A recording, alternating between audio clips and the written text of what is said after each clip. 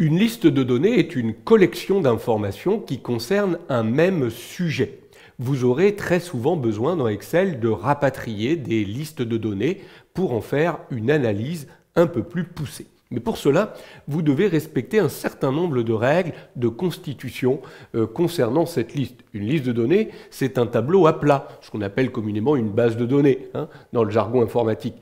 Cette liste de données va contenir un certain nombre de colonnes. Chaque colonne va être identifiée par un titre, un nom précis. On appelle souvent cela un nom de champ. Vous aurez ensuite l'ensemble des lignes qui vont constituer les enregistrements et tout cela est compact. Il ne faudra pas de lignes vides ou de colonnes vides entre les données de cette liste.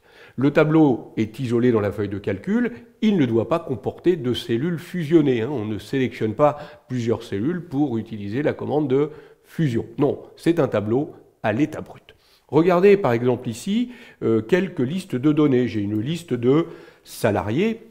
Donc cette liste de salariés qui contient un certain nombre de champs, employés, services, catégories, sites, représentant mes employés. Alors, vous voyez que cette liste est bien constituée de cellules adjacentes, pas de lignes vides, pas de colonnes vides dans les données de cette liste. Surtout pas de colonnes entre les données de la liste, sinon pour lui ce serait deux listes totalement séparées, de colonnes totalement vides. Pareil pour les lignes, pas de lignes vides, sinon pour lui ce serait deux listes totalement séparées.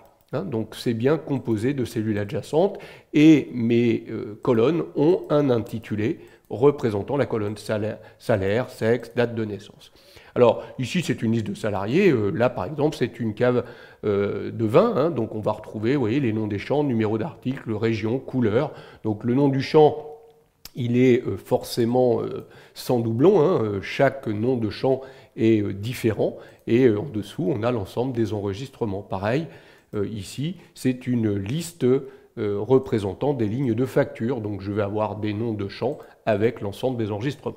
Alors notez que vous pouvez rapatrier des données dans Excel, même si ce n'est pas l'objet ici de notre leçon, mais vous allez pouvoir, si vous le souhaitez, ajouter des opérations de calcul. Regardez par exemple cette liste-là, ça ce sont des données que j'ai récupérées, et à partir de là, j'ai utilisé des fonctions de calcul d'Excel pour pouvoir, à partir de ces données, réaliser des opérations qui seront importantes pour mon analyse. Donc il est tout à fait possible d'ajouter des fonctions de calcul dans la liste. C'est même souvent très recommandé pour pouvoir effectuer correctement les analyses.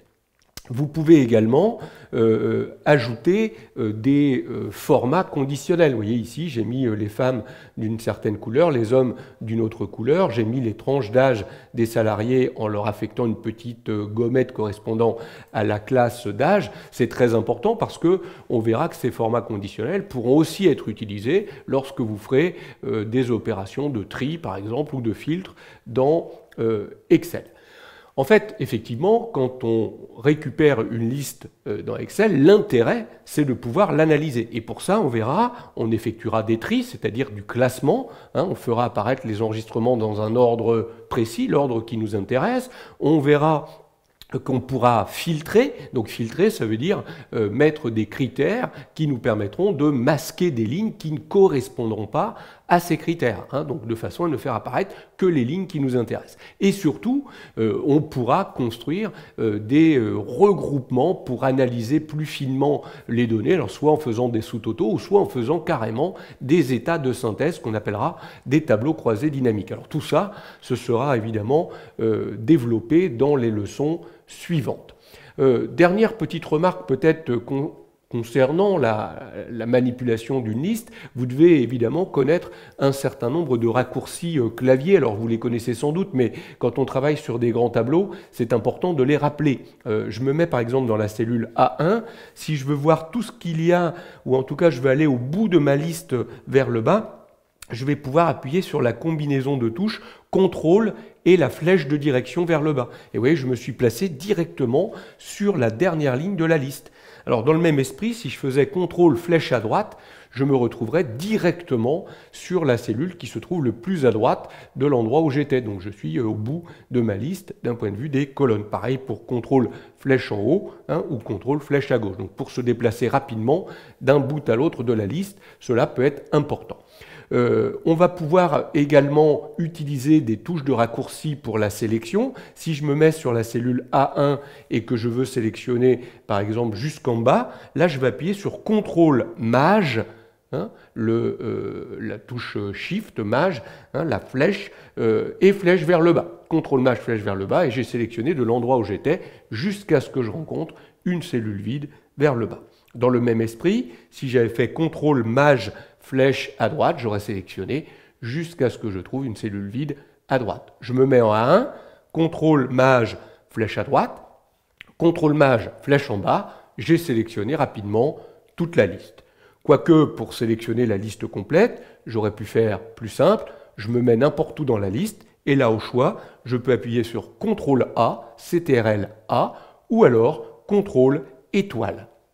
Et je sélectionne la liste complète, puisqu'une liste est composée de cellules totalement adjacentes.